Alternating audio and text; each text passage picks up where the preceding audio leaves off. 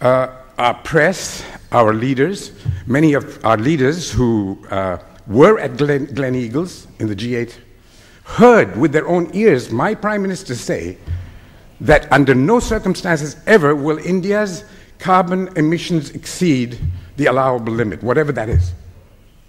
At the moment, it's around 1.8 tons. It might come down. And he made that statement. Not one of the statesmen in the world and not one of the press and media has ever mentioned it. But he said it. We have a very biased system and of perception, of thinking, and the whole of the WTO, the Doha round, collapsed, according to the press, because of India's walkout. It was a fight between the American farmers and the European farmers, for Christ's sake. It was basically a northern fight for which the South was being blamed, simply because it was more convenient to put the blame on somebody else. These are really what I call hypocrisy.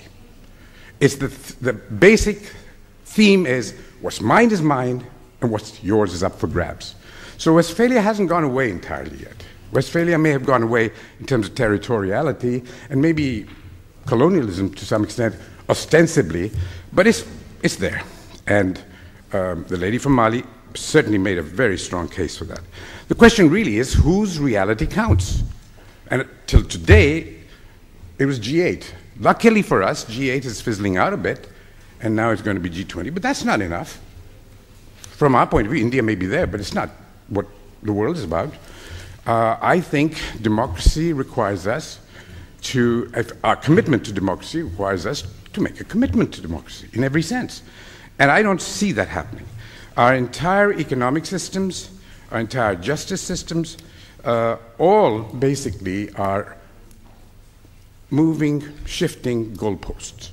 The moment something happens and a new perception arrives, China is now beginning to be able to take care of itself, so we'll change the rules. Let's just change the rules of trade or whatever, of investment. The moment you have an inconvenient situation, it's very easy, which means the Western commitment to its heritage that it claims to be the basis of its success and its legitimacy isn't there.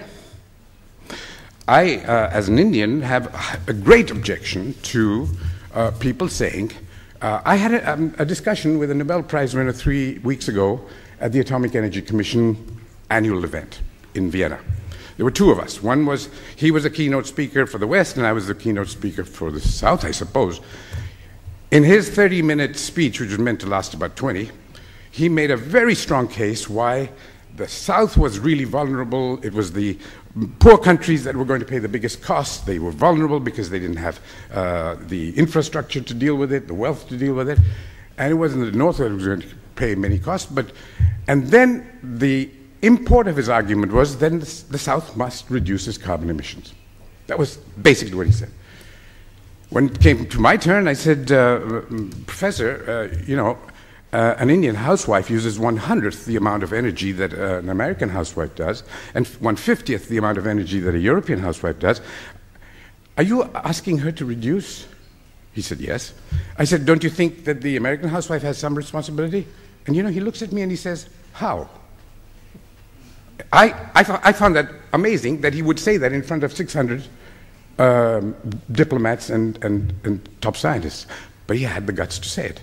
So one must credit him with courage, but one can't credit him with much logic.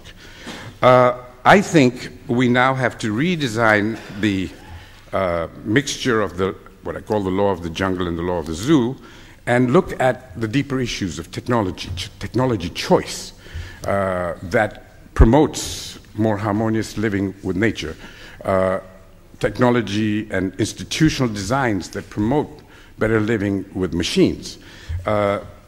Basically a new kind of science, a science that uses the inspirations from nature rather than from the kind of mechanical things that we've been doing in the past, that draws from the use of renewable resources and a science that understands systems, that we are all in it together.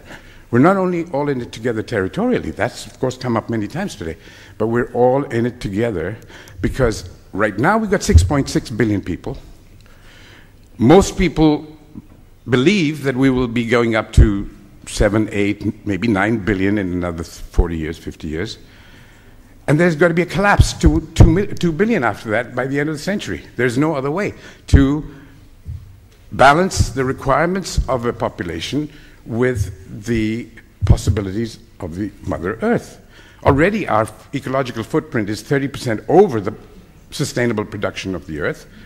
You double the people, you double the consumption, and it still leaves half the people on the planet outside the economy.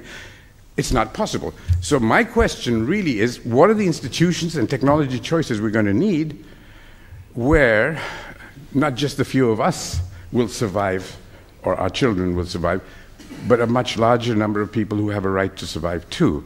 So we're asking, in a sense, the right questions, Mr. Chairman, but the questions have much deeper import than I think you were implying. They are about ways of thinking, they're ways of value systems, but above all, they're about adhering to what we profess.